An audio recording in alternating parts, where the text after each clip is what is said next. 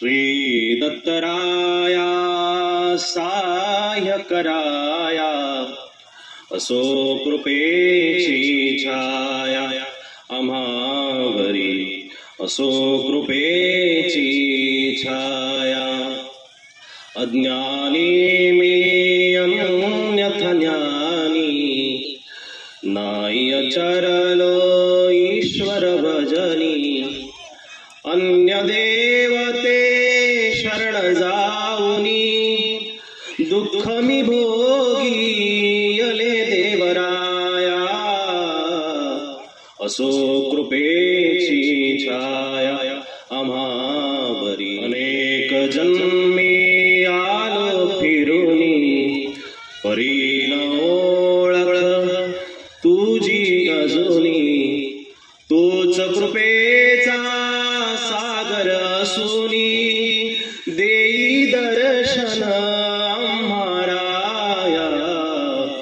असो कृपेची छाया आम्हावरी असो कृपेची छाया श्याम मंडळाचीच आशा पुरवी स्वामी जय जगदीशा चुकलो जरी आम्ही सेवा कराया घेई पदरी श्री प्रभुराया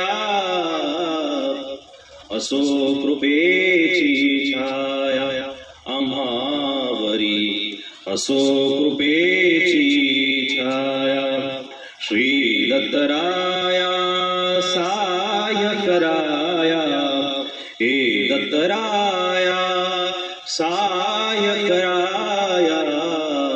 असो कृपेची छाया आम्हावरी असो कृपेची छाया वंशी विभूषितकरा नवनीरदाभा पीतांबरा गरुडबिंब फलादरोष्टा पूर्णेन्दु सुन्दरमुखादरविन्द नेत्रा कृष्णात् परं किमपि तत्त्वमहं न जाने वसुदेवसुतं देवं कंसचाणूरमर्दनं देवकी परमानन्दं कृष्णं वन्दे जगद्गुरुं सह्याद्रीशिखरे रम्यं अत्र्यनुसूयनन्दनं तं वन्दे परमानन्दं श्रीदत्तात्रेयं जगद्गुरुम् एकं शास्त्रं देवकी पुत्रगीत मेको देवो देवकी पुत्र एव एको मन्त्रस्तस्य नामानि यानि कर्माप्येकं तस्य देवस्य सेवाम् सर्वोपनिषदो गावो दुग्धा गोपालनन्दन पार्थो वत्स सुधीर्भोक्ता दुग्धं गीतामृतं महत् श्री गोपाल कृष्ण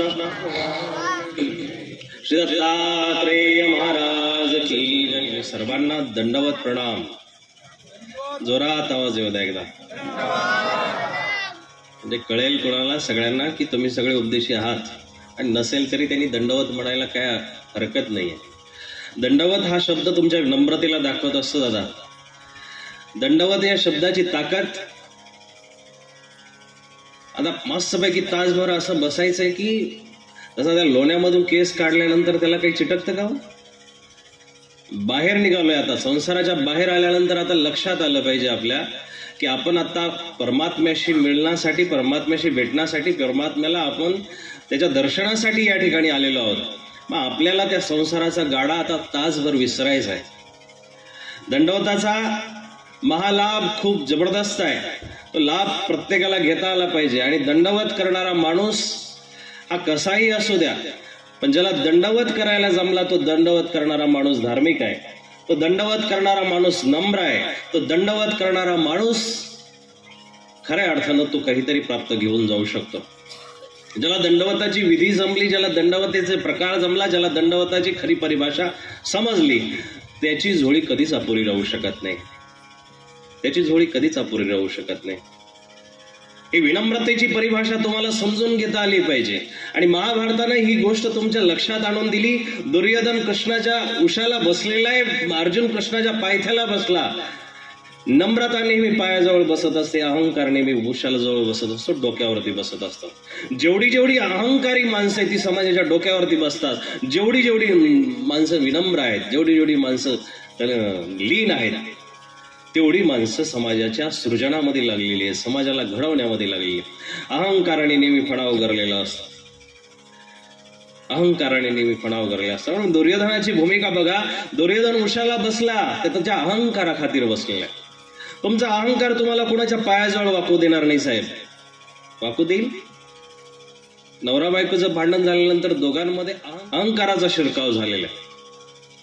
प्रेमाची जागा अहंकार घेत असतो, अहंकाराची जागा प्रेम घेत असतं.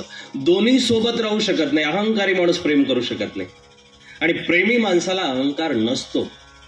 तर तो नीट लक्षात घ्या. तुमच्या प्रापंचिक सूत्र मी सांगतो की नवरा बायकोचं भांडण होतं, आता भांडण झालं, त्या ठिकाणी प्रेमाचा विलोप झाला, प्रेम लुप्त झालं आणि प्रेम लुप्त झाल्या कारणानं अहंकाराने शिरकाव केला. मग अहंकाराने शिरकाव केल्यानंतर तो अहंकार किती दिवस राहील सांगता येत नाही साहेब. आई, तो अहंकार 2 दिवसही टिकू शकतो, 10 दिवसही टिकू शकतो, जन्माजन्माचाही टिकू शकतो. लोक वेगळं होतात पण अहंकाराची भाषा सोडत नाही. जोडपी ताटात तूट होते, लेकरा बाळांची ओढाताण होते, लेकरा हाय मोकलून रडायला सुरुवात करतात. एक आई म्हणतो, एक बाबा म्हणतो, दोघांच्याही अहंकाराला पाझर फुटत नसतो. ही अहंकाराची भाषा आहे. अहंकार तुम्हाला वाकू देत नाही. दुर्योधनाला अहंकार वाकू देत नव्हता. त्याला महाभारताने परिभाषित केलेले की राजा, भगवद्गीतेच्या पहिल्या अध्यायाच्या 2-3 श्लोकामध्ये त्याला राजपुत्र नाही, राजा वचनम अब्रवीत. तू राजा आहेस दुर्योधना, तू साधा सुद्धा माणूस नाही. आणि राजाचं अंतःकरण कसं पाहिजे? राजाचं अंतःकरण खूप विशाल पाहिजे. राजा हा सर्वसमावेशक असावा. राजा हा सगळ्यांना समजून घेणारा असावा. तुम्ही सुद्धा तुमच्या घराचे राजे आहात ना. तुम्ही तुमच्या घरामध्ये स्वतःला मालक समजता. हा कार्यक्रमाचं रूप बघून बाबा खऱ्या अर्थानं आज दत्त जयंती साजरी होताना दिसते. मी 4-5 कार्यक्रम केले, पण धावपळीमध्ये आणि एक स्वयंपाकाकडे पळते, इकडे मंडपाकडे पळते, एक देवपूजाकडे पळते. तर मी स्वस्थतेला इतक्या छान समारंभाच्या ठिकाणी आलेला आणि या वेळेला मला वाटतं आतापर्यंत आम्ही फक्त लग्नच बघितले, पण दत्तात्रय प्रभूंचा हा कार्यक्रम आगळा वेगळा बघताना तुम्ही सर्वजण साक्षीदार आहात.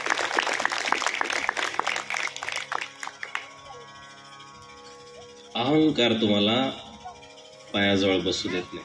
विनम्रता नेहमी पायाजवळ असते. आणि भगवान कृष्णाचं मग महाभारत तुम्ही बघितलेलं ऐकलेलं आहे सगळ्या लोकांनी. प्रश्न उठतात आणि उठल्यानंतर लक्षात आलं की दुर्योधन आलेला आहे, अर्जुन आलेला आहे. अर्जुन आल्यानंतर कसं काय मित्रवर, दोघं मित्र होते, सखा होते.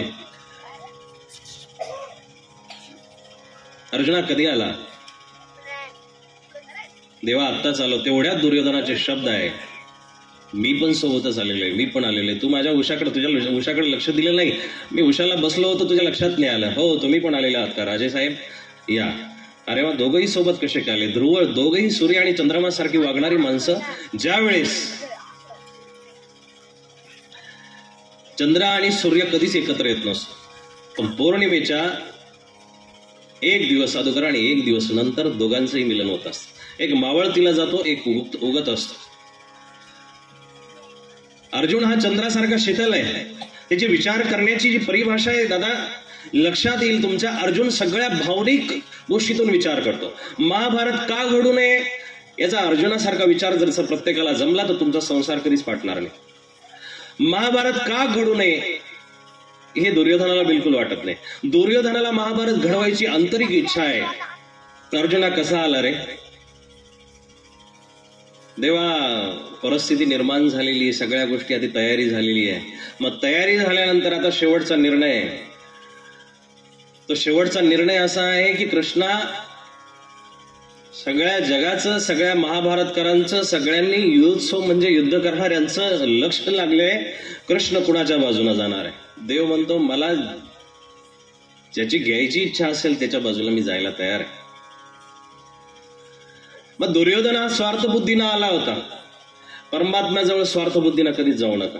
परमात्म्याजवळ जाताना तुमचा आपलेपणा जिवंत पाहिजे, तुमचं त्याच्याशी असलेलं नातं जिवंत पाहिजे. तर घेणाऱ्याचं नातं तुमच्याकडे असेल ना, त्याचं तुमचं नातं नुसतं घेण्यापुरतं असेल तर तुम्हाला कदाचित वस्तू देईल. एखाद्याने गाडी मागितली तर गाडी जरूर देईल तो तुम्हाला, पण गाडी मागितल्यानंतर त्याचा ऍक्सिडेंट झाल्यानंतर तो तुम्हाला धावून येणार नाही. तो तुमच्या संकटामध्ये धावून येणार नाही. म्हणून घेण्यापुरतं नातं त्याचं ठेवू नका. याच्यावरती मी पुढे प्रकाश टाकणारच आहे. पण अर्जुन हा घेण्यापुरता आलेला नाहीये, कृष्णाला सल्लागार मानतोय. तुमच्या जीवनात सल्लागार कोण आहे हे खूप महत्वाचं आहे. दुर्योधनाचा सल्लागार शकुनी आहेच, पण दुर्योधन वेळच्या वेळी सल्लागार बदलवतोय. दुर्योधनाने प्रत्येक क्षणाला सल्लागार बदलवला. आणि गीता सांगते, गीताप्रमाणे दुर्योधनाने योगायोगाने भीष्माचार्याकडे जायला पाहिजे होतं, तो द्रोणाचार्याकडे गेला. सल्लागार वेळेला बदलवला की डोकं बघा, त्या राजपुत्राचं डोकं पण तितकं जहाल आहे. तो साधारण डोक्याने विचार करत नाही. त्याला माहिती भीष्माचार्य कुठंतरी पडणार आहे, भीष्माचार्याला कुठंतरी शिखंडी मारू शकतो. म्हणून तो ते सैन्याची परिस्थिती जाणून घेण्यासाठी भीष्माचार्याकडे गेला नाही, द्रोणाचार्याकडे गेला. ही बुद्धी, याला कूटनीती म्हणतात. पण कूटनीती ही तुमच्या कर्माच्या पुढे जाऊ शकत नाही.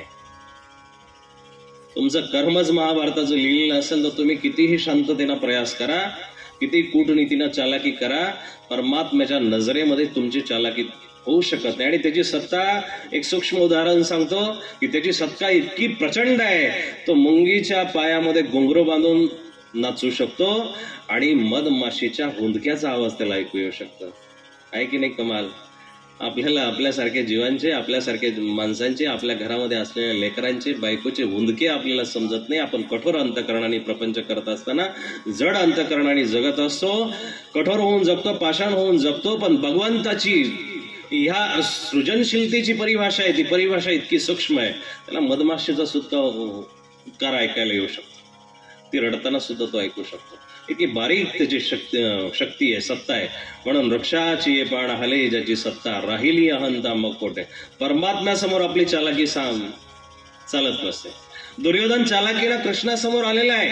त्याला कृष्ण प्रिय नाहीये, त्याला कृष्ण प्रिय नाहीये. स्वार्थी माणसाला देव प्रिय नसतो. स्वार्थी माणसाला त्या देवाचं फळ अपेक्षित असतं. स्वार्थी माणसाला शाल टोपी महत्वाची असते. स्वार्थी माणसाला तिथं उपस्थित राहणं महत्वाचं नसतं. स्वार्थी माणसाला पुढे गेल्यानंतर आपली विचारपूस व्हावी, आपल्याला प्रतिष्ठित समजावं, आपल्याला मान सन्मान मिळावा, हे स्वार्थी माणसाला गरजेचं असतं. स्वार्थी माणसाला तुमच्यासोबत कुठलीच हमदर्दी आणि सहानुभूती नसते. मौतीमध्ये सुद्धा माणसं मयत झालेल्या ठिकाणी सुद्धा माझं नाव सुचवा म्हणून गर्दी करताना तुम्हाला दिसतील प्रपंचामध्ये. हे स्वार्थी माणसाचं लक्षण आहे. कुठं स्वतःला मोठं करायचं दादा, हे नीट लक्षात घ्या, नीट लक्षात घ्या. आज भावनेचा व्यापार होताना आपल्याला दिसतो. लग्न कार्यामध्ये अर्धा तास शुभेच्छा चालतात, शुभकामना चालतात, आणि तरीही 6 महिने डिवोर्स होतात. नेमकं तुमचं ते कळत नाही की तुम्ही अर्धा तास ज्या शुभेच्छा दिल्या त्या मनातून दिल्या का यांना तोडण्यासाठी दिल्या. मौतीमध्ये बाबांचं प्रवचन झाल्यानंतर अर्धा तास कुठं श्रद्धांजली चालायला पाहिजे का? शोकांतिका समाज आपण चुकीच्या पद्धतीनं नेत आहोत, याला कुठंतरी आवर घातला पाहिजे. एका चांगल्या प्रवचनकाराने इतकं मर्म दृष्टांत दिले आणि तुम्ही त्या व्यक्तीविषयी जे माहिती तेच बोललं पाहिजे. शुभेच्छा देणं, शुभकामना देणं, श्रद्धांजली देणं चुकीचं नाहीये, पण ते जे आपण ते वाढवत नेतो आणि चुकीच्या भोग्याला फुलवत बसतो. मेलेला उठून बसणार नाही आणि तुमच्या पाठीवरती थाप देणार नाही, खूप चांगला बोलला माझ्याविषयी, चल तू माझ्यासोबत येतो का माझा प्रिय, म्हणून बोलणार नाही तो तुम्हाला. म्हणून वागणं, बोलणं, चालणं. बघा, कान 2 दिलेत परमात्म्याने कान 2 दिले. लक्षपूर्वक ऐका. इकडच्या कानातून चुकीचं ऐकलं तर इकडच्या कानातून बरोबर असल्याची खात्री करा. नाकं 2 दिले. वास घाण आला असेल तर लगेच कन्फर्म करू नका, चांगला पण येऊ शकतो. तडका जळाल्याचा वास आला याचा अर्थ भाजी करपू शकते असा नाहीये. तडका जळाला ना, भाजी कदाचित सुगंधित होऊ शकते, चांगलाही वास येऊ शकतो आणि त्याचं चव पण चांगलं लागू शकतो. म्हणून नाकाने दोन्ही नाकपुड्यांनी कन्फर्म करायचा की वाईट वास आलाय, कदाचित त्याच्यानंतर चांगला पण येणार आहे. पण देवाने एक गोष्ट एकच दिली, ती म्हणजे तोंड. तोंडाने एकदा बोलणं काय आहे ते ठरवून घेतलं पाहिजे. डोळ्यांनी बघितल्यानंतर कन्फर्म केलं पाहिजे की ते सत्य आहे की नाही, ते सत्य आहे की नाही. डोळे खोटे बोलू शकतात, नाक खोटं बोलत नाही. तोंडही खोटं बोलतं, नाक खोटं बोलत नसतं. पण तोंडाने बोलत असताना हे निश्चित लक्षात ठेवलं पाहिजे की तोंडातून वाईट शब्द निघता कामा नये, तोंडातून चुकीचा शब्द निघता कामा नये. आणि रामायण घ्या, महाभारत घ्या, ही जगाच्या पाठीवरती जेवढी महाग्रंथ रचल्या गेली, या ग्रंथांनी तुम्हाला ऍक्टिंग करायला नाही सांगितलेली की तुम्ही तसं वागा. ते धर्मग्रंथ वारंवार सांगतात की तुम्ही तसं वागू नका, तुम्ही तसं वागू नका. धर्मग्रंथांचं तुम्हाला वारंवार सांगणे, तसं वागू नका. ज्या चुका आतापर्यंत झालेल्या आहे त्या चुकांना दोहरवण्याचं काम तुमचं नाहीये. आणि हिंदीमध्ये गाढवाला गधा म्हणतात. गधा म्हणजे कोण असतं माहिती का? ज्याची गलत धारणा ज्याची आहे. मग कुणाविषयी आपण संसारामध्ये वागत असताना एखादा माणूस गाडीमधून उतरून दारूच्या दुकानासमोर उभा असेल याचा अर्थ आपण त्याला पियक्कड आणि बेवडा समजून घेतलेला आहे. कन्फर्म आपण लगेच ठपका दिला, लगेच ठपका देऊन आपण मोकळं होतं की हा माणूस तसा असू शकतो. नाही, म्हणून कानाने दोनदाही कन्फर्म करायचं आणि मुखाने विचार करून बोलायचं असतं.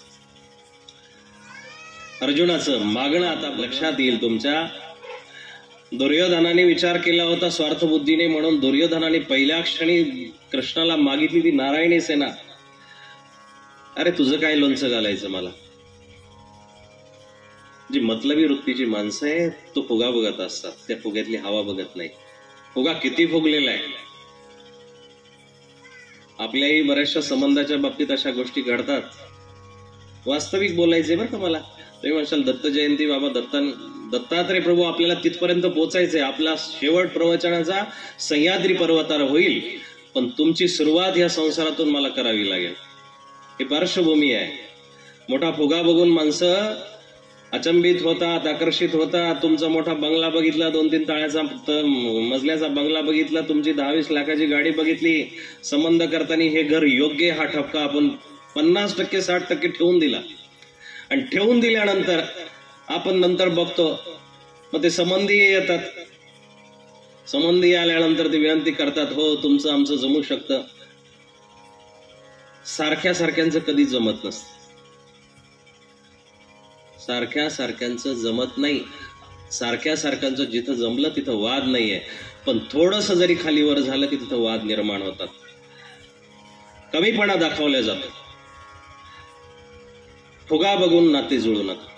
बाहेरचा फुगा हा कधीही फुटू शकतो, त्यातली हवा बघा, त्या हवेची उंची बघा, त्या माणसांची विचाराची उंची बघा. आणि मग मी वारंवार सांगत असतो, माणूस हा त्याच्या संपत्तीनं श्रीमंत झाला नवल नाहीये. तो त्याच्या कपड्यांनी श्रीमंत झाला, कडक राहायला लागला, पदाने श्रीमंत झाला नवल नाहीये. त्यांनी त्या पदासोबत प्रतिष्ठेसोबत आपल्या मनाचा सुद्धा विकास केला असेल तर तो खरा श्रीमंत आणि तोच खरा मोठा माणूस आहे. तोच खरा मोठा माणूस आहे. मोठं त्यालाच म्हणता येईल दादा, मोठं त्यालाच म्हणता येईल. छोटन को अपराध बडन को क्षमा. लहान लेकराचे अपराध पोटे समायण्याची ताकद आईमध्ये जशी असते तशी बापामध्ये सुद्धा पाहिजे. आणि बापामध्ये असल्यानंतर एखाद्या शेजाऱ्या पाजाऱ्यामध्ये सुद्धा तशीच पाहिजे. तर तो मोठा माणूस म्हणता येईल. पण ज्याला मग कबीर खूप सुंदर म्हणतात की बडा हुआ तो क्या हुआ जैसा पेड़ खजूर, पंथी को छाह न मिले फल लागे अति दूर.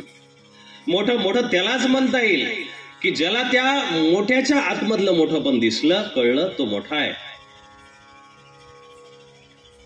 दुर्योधनाला बाहेरचं मोठं दिसत होतं, अर्जुनाला आतलं मोठं दिसत होतं. दुर्योधनाने बाहेरची सभा 56 कोटी यादव बघितले, 56 कोटी सैन्य बघितलं, हे सगळ्यात मोठं आहे. पण त्या 56 कोटी यादवांचा यदुनायक भगवान गोपाल कृष्ण अखंड ब्रह्मांडाचा पुतळा अनंत नायकाला तो ओळखू शकला नाही. अर्जुन मनोमन खुश झालेला आहे आणि कृष्ण सुद्धा तिथं स्मित हसलेला आहे. कृष्णाचं हसणं तुम्ही बघा. कृष्ण महाभारताच्या प्रसंगामध्ये तुम्ही सिरियल मधला कृष्ण घ्या, कुठलाही कृष्ण घ्या, फोटो मधला कृष्ण घ्या, कृष्ण तुम्हाला दुःखी दिसणार नाही. कृष्ण तुम्हाला कधीही विचलित झालेला दिसणार नाही. कृष्ण तुम्हाला कधीही टेन्शन मध्ये खूप तावा ते असं दिसणार नाही. आपली एक अर्धांगिनी जर थोडंसं उलट पालट बोलली, लवकर गरम भाजी दिली नाही तर आपला ताव बिघडून जातो. भाजी गरम असो न असो पण तिकडं चेहरा गरम होऊन जातो, चेहरा तापल्यासारखा वाटतो. एक माणूस उशिरा आला घरी ऑफिस मधून, उशीर झाला होता. आता बायको खूप तिमतिमणार आहे, त्याला माहितीच होतं. ती बायको उठली, दरवाजा उघडला, आतमध्ये आले आणि लागली बडबड करायला. हा बिचारा गप्पच होता. बडबड करायला लागली, तो आपला हात धुवून बसला निवांत. आता काही बोलायचंच नाही, त्यांनी ठरवलं होतं. तिकडून त्या पत्नीनं बराच वेळचं शिजवलेलं ते 1-2 तासाचं जेवण आणलं, गारपचक पडलेलं होतं, समोर टेबलवरती ठेवलं. टेबलवरती ठेवल्यानंतर ह्या माणसाने घास घ्यायला सुरुवात केली. एक घास घेतला, पत्नीची बडबड चालू आहे. दुसरा घास घेतला, तिची बडबड चालू आहे. त्यांनी बघितलं हिची बडबड थांबायचं काही आता ही काही नाव घेत नाही. त्यांनी ती भाजीची ताटली उचलली आणि तिच्या डोक्यावरती ठेवली. आता तिला पण काही कळेना, तिला विचारलं, आता हा काय मूर्खपणा तुम्ही माझ्या डोक्यावरती ताटली ठेवली. अगं बाई, भाजी इतकी थंड झालेली आहे आणि इतक्या वेळची तू गरम झालेली आहे, मला वाटलं तुझ्या तापाने ती भाजी गरम होऊन जाईल म्हणून तुझ्या डोक्यावरती ठेवते. संसार हा असा हलका फुलका पद्धतीने आपल्याला करता आला पाहिजे. संसाराचं जे सूत्र आहे ते खूप हलकं फुलकं आहे. आणि बघा, संसार अवघड नाहीये, परमार्थ सगळ्यात जास्त अवघड आहे. परमार्थ आपल्याला सोपा वाटतो, तुम्ही आम्हाला बघून खुश होता, वा मजा आहे, मस्त आहे, आरामात चालतंय. चुकीचं आहे, चुकीचं आहे बाबांनो. एक कपडा घालून तुम्ही लग्नामध्ये जाऊ शकत नाही, एक कपडा घालून तुम्ही होतीमध्ये जाऊ शकत नाही, एक कपडा घालून तुम्ही तुमच्या वास्तुशांतीला जाऊ शकत नाही. आम्हाला आयुष्यभर एका रंगाचं घालणं आहे. बायांना जरा बघा, त्या आमच्या आयांकडं, अहो तुमची लग्नाची पार्टी साडी वेगळी, तुमच्या घरभरणीची वेगळी, हळदी कुंकाची वेगळी, कुठल्या नाव ठेवायची, बारशाची वेगळी, डोहाळ्याची वेगळी, किती साड्या आहे. सगळं कपाट भरलेलं असताना, ते सगळं घरामध्ये तिचा हायदोसा असतानाही तिला प्रश्न पडलेला असतो कुठली घालू. किती किती मोठी शोकांतिका आहे. आणि ह्या शोकांतिकेमध्ये तुम्ही जगत असताना ह्या संन्यासी व्यक्तींकडे, तपस्विनीकडे जर बघितलं तर तुमच्या लक्षात येईल, जेव्हापासून जे व्रत घेतलंय ते अखंडपणे शेवटच्या श्वासापर्यंत निभवायचंय, तेही एका वस्त्रामध्ये. बाबाचं आचरण नका बघू, बाहेरचं वर्तन बघा. बाहेरच्या वर्तनामध्ये तो एक जीव आयुष्य स्वतःचं समर्पित करायला तयार आहे. समर्पण आहे ना साहेब, किती मोठं समर्पण आहे. संसार हा खूप सोपा आहे. 3 दगडाच्या चुलीवरती भाजी शिजू शकते, स्वयंपाक होऊ शकतो, प्रपंच होऊ शकतो. इथं 3 दगडच मांडावे लागतात, ज्ञान, भक्ती, वैराग्याचे. पण हे दगड खूप अवघड आहे, याच्यावरती सहजासहजी साधक शिजू शकत नाही. पण जो साधक शिजला त्याच्यासाठी परमात्मा अवतरित होतं साहेब. परमात्मा त्याच्यासाठी न्यायला येत असतो. चौकामध्ये 3 दगडाची चूल मांडून त्याच्यावरती खापर ठेवून त्याच्यामध्ये काही ना काहीतरी अर्धी कच्ची भाजी टाकून, मिठी मिरची टाकून भाजी शिजल्या जाते. तिथंच आनंदाने खाऊन आपण तिथं झोपू शकतो. परमार्थ इतका सोपा नाहीये. परमार्थाला सुरीवरती चालणं आहे. आमच्या सर्वज्ञांनी सुरीचा, चाकूचा, तलवारीचा दृष्टांत दिलेला आहे. त्या तलवारीवरती जसा एखादा कलाकार चालत असतो, त्या पद्धतीनं ह्या साधकाला, साधूला त्या तलवारीवरती चालणं आहे. आणि थोडंसं जरी खाली त्याची पकड कमी झाली तर त्याचा पाय कापू शकतो, थोडासा त्याचा बॅलन्स इकडे तिकडे झाला तर तो तिथून पडू शकतो. साधकाचं जिणं खूप अवघड आहे, साधकाचं जिणं खूप अवघड आहे. म्हणून नीट लक्षात घ्या, साधक कोण आहे. अर्जुन असा फुलवत फुलवत आपल्याला जायचं आहे, दत्तात्रय प्रभूंपर्यंत जायचंय. साधक तोच आहे की ज्याने या संसारामध्ये खऱ्या अर्थानं स्वतःला झोकून देऊन परमार्थाची, परमात्म्याची आठवण जिवंत ठेवलेली आहे. आणि एक गोष्ट नीट लक्षात घ्या, तुम्ही बरीचशी उपदेशी मंडळी आहे. उपदेशी माणसांनो, धर्म कुठलाच दुःख दूर करत नाही. वाक्य नीट ऐका, धर्म तुमचं दुःख दूर करत नाही. कारण भगवंताने स्वतःच्या परिभाषेमध्ये सांगितले, दुःखालयम शाश्वतम.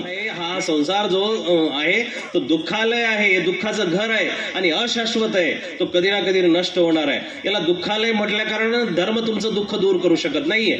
मग धर्म नेमकं करतो काय? धर्म तुमच्या दुःखाचा प्रभाव कमी करतो. काय कमी करतो? एखादा आजार झाल्यानंतर तो आजार नीट होणार नाही, तो आजार तुमचा खतम होणार नाही, तो आजार तुमचा संपू शकत नाही. नीट लक्षात घ्या, धर्म आपण फक्त स्वार्थापोटी धारण केलेला आहे. धर्म आपण आपल्या मतलबापुरता धारण केलेला आहे. धर्म आपल्याला नीट कळालेलाच नाहीये. धर्म नीट समजून घ्या. धर्म तुमचं दुःख दूर करणार नाही, धर्म तुमच्या दुःखाचा प्रभाव दूर करेल. मग एखादं गोड जेवण करून, जिलेबी खाऊन, रसगुल्ले खाऊन, गुलाबजामुन खालून सुद्धा माणसांचे तोंडाकडे असतात. मीराबाई विषाचा प्याला पिऊन सुद्धा नाचते. दादा, ही धर्माची ताकद आहे आणि हा धर्माचा प्रभाव आहे. हा धर्माचा प्रभाव आहे. तुमच्या जीवनामध्ये कुणाचा प्रभाव आहे हे लक्षात येणं गरजेचं आहे. तुमच्या जीवनामध्ये जर संसाराचा प्रभाव असेल, तुमच्या तोंडावरच्या सुरकुत्या वाढल्या जातील. कितीही मेकअप फासा वाढणार, सुरकुत्या वाढत जाणार. पण तुमच्या जीवनात, आंतरिक जीवनामध्ये जर परमात्म्याचा प्रभाव असेल, तुमचं जीवन सुगंधित व्हायला, विस्फारित व्हायला वेळ लागणार, काहीच वेळ लागणार. जीवनामध्ये तुमच्या कोणाचा प्रभाव आहे? अर्जुन आणि कृष्ण आपलासा केलेला आहे. कृष्ण आपलासा केलेला. अर्जुनाची मनोमन जी प्रार्थना आहे ती कृष्णापुरती सीमित नाहीये, कृष्णाच्या दिव्यत्वापुरती सीमित आहे. की तू दिव्य आहेस, तू इतका दिव्य आहेस. त्याने 11व्या अध्यायामध्ये कृष्णाने अर्जुनाला दाखवून दिलेले आहे. कृष्णाचं दिव्यत्व साधारण दृष्टीनं पाहू शकत नाही कोणीच. साधारण दृष्टीने कृष्णाचं दिव्यत्व दिसत नाही, म्हणून अर्जुनाला मागावं लागलं. कृष्णाला मागावं लागलं, देवा मी तुला साधारण दृष्टीने पाहू शकत नाही, मी साध्या डोळ्यांनी तुला पाहू शकत नाही, मग तुम्हाला दृष्टी दे, ददामी ते दिव्य चक्षु, तुम्हाला दिव्य चक्षु दिले पाहिजे. ते दिव्य चक्षु तू ज्यावेळेस माझ्या जीवनात देशील तेव्हा मी तुला पाहू शकतोय. परमात्म्याला मागत असताना त्याची कृपादृष्टी मागा, परमात्म्याला मागत असताना जगाचं कल्याण मागा, परमात्म्याला मागत असताना तुम्ही संसाराचं मागण्यापेक्षा या संसारातील जीवमात्रांचं मागा. आणि मग आपल्याला 12व्या शतकातील संत ज्ञानेश्वरांपर्यंत जर आपण गेलो तर लक्षात येईल, संत ज्ञानेश्वरांची प्रार्थना आहे, जे खळांची व्यंकटी सांडो. काय मागितलं, किती सुंदर मागणं आहे. खळांची म्हणजे मूर्खाची, व्यंकटी म्हणजे वाकडेपणा, सांडो तया सत्कर्मी रती वाढो. त्यांची जी रती आहे, आवड जी आहे, सत्कर्मी सत्कर्मामध्ये वाढो. भूता परस्परे पडो मैत्र जीवांचे. याच्याही अगोदर सर्वज्ञ सांगून गेलेले, तुम्हाला एकमेकांमध्ये परमप्रीती पाहिजे, तुमचं एकमेकांमध्ये प्रेम पाहिजे. तुम्ही उपदेशी असा, साधू असा, संत असा, भाऊ असा, नातेवाईक असा, तुम्हाला जर आपसामध्ये प्रेम जर जतन करता आलं नाही, प्रेम जर जिवंत करता आलं नाही, जनावरांमध्ये आणि तुमच्यामध्ये काही फरक नाहीये. ज्ञानेश्वरांचं मागणं जे आहे ना, ते खूप विशाल मागणं आहे. संतांना जे मागणं जमलं ते आपल्याला मागणं जमत नाही. आपलं मागणं खूप क्षुल्लक आहे हो. जोळ्यात तर पहिल्याच फाटक्या आहे आपल्या, आणि वरून आपलं जे मागणं आहे ते खूप क्षुद्र आहे. यावर्षी यंदा गाडी होऊ दे, यंदा द्राक्षाला भाव येऊ दे, यंदा कांद्याला भाव येऊ दे, यंदा पोराचे 2 हाताचे 4 हात होऊ दे, यंदा पाळणं तरी हलू दे. ज्याचा हल्ला त्याच्या तोंडातून शब्द निघू दे, त्याच्या तोंडातून शब्द नाही निघला तर आता तो लगेच मोठा झाल्यानंतर शाळेत चाललाय म्हणून देवाच्या पाया पडणार. पुढं तो मोठा होतो, मग पुढं त्याच्या 2चे 4 हात. किती व्याप आहे आणि किती क्षुद्र मागण्या आहे. या मागण्यावरती तुम्हाला परमात्मा कधीच लावणार नाही. मग मागायचं असेल तर सद्गुरू वामनराय पैचं जे वाक्य आहे ते मागा. हे ईश्वरा तू सगळ्यांना चांगली बुद्धी आणि आरोग्य दे, सर्वांना सुखात आनंदात ऐश्वर्यात ठेव, सर्वांचं भलं कर, कल्याण कर, रक्षण कर, आणि तुझे गोड नाम मुखात अखंड राहू दे. अहो बंगला मागता आला असता, गाडी मागता आली असती, पत्नी सुख परिवार सगळं पैसा गाडी मागता आला असतं, पण नाही. संतांनी जे मागितलंय ना ते मागणं तुम्हाला आम्हाला जमलं पाहिजे. एक विशिष्ट लेवलला संसार गेल्यानंतर सांसारिक मागणं सोडून द्या, आता भौतिक मागणं सोडून द्या, अभौतिक मागायला शिका. परमात्मा एक ना एक दिवस तुमचे आवाज ऐकून तुमच्या जीवनामध्ये आल्याशिवाय राहणार नाही, तुमच्या जीवनात आल्याशिवाय राहणार नाही. तुम्हाला हे मागणं जमलं पाहिजे. अर्जुन आणि कृष्णाला मागून घेतलेलं आहे, खूप सुंदर रीतीनं मागून घेतले. आणि मग एक वाक्य नीट लक्षात घ्या, ऐकून घ्या, की कृष्णाचं अर्जुनाच्या जीवनामध्ये पदार्पण का असावं हे भगवद्गीतेच्या पहिल्या अध्यायाने सांगितलंय. अर्जुन दुःखी होतो, तच्चैव परिदह्यते न च शक्नोम्यवस्थातून. देवा माझी त्वचा जळायला लागलेली आहे. विषाद झाला अर्जुनाच्या जीवनामध्ये. जेव्हा माणूस समोरच्या व्यक्तींना बघतो आणि ती माणसं जेव्हा आपली असतात ना, तेव्हा सगळ्यात जास्त माणसाला वाईट वाटत असतं. एखादा पुढारी असू द्या, नेता असू द्या, गुंड असू द्या, आणि त्याच्या रुबाब 4 गावांमध्ये 5 गावांमध्ये असू द्या, तालुक्यामध्ये असू द्या, आणि त्याला पोलीस स्टेशन मधून फोन येतो, साहेब तुमच्यावरती तक्रार नोंदवण्यात आली आहे, केस करण्यात आली आहे. त्याचं पहिल्या वाक्यामध्ये बोलणं काय असतं, अहो साहेब माझ्यावरती तक्रार असू द्या ना, पहिल्या 56 माझ्यावरती तक्रारी, FIR, या 27 काय होणार आहे? मग पहिल्या 100 तक्रारी माझ्याविषयी आहे, मला आणखी त्याच्यावरती केल्याने काय होणार आहे? पण तिकडून तो साहेब तिकडून बोलतो की साहेब तशी गोष्ट नाहीये, पण ही 100वी तक्रार किंवा 101वी जी तक्रार आहे ती तक्रार नोंदवण्यासाठी तुमचा भाऊ आलेला आहे. पायाखालची जमीन सरकते की नाही? आपल्या माणसापासून जो माणसाला त्रास होतो ना, तो त्रास जगातल्या कुठल्याच गोष्टीपासून होऊ शकत नाही. बाबा दुनिया के सारे बंधनों से तोड़ना आसान है, सारे बंधनों से निकल जाना आसान है, पर दुनिया में से ममता और प्यार को कोई भी तोड़ नहीं सकता, कोई भी लांग नहीं सकता. दुनियेमधल्या प्रेमाला आणि ममतेला तोडणं अशक्य आहे, कोणीच तोडू शकत नाही. भौतिक रूपाने एखादा माणूस मेला असेल, गेला असेल, जाऊ द्या, पण त्याच्याविषयी आंतरिक असलेलं प्रेम हे तोडणं खूप अशक्य आहे, खूप तोडणं अशक्य आहे.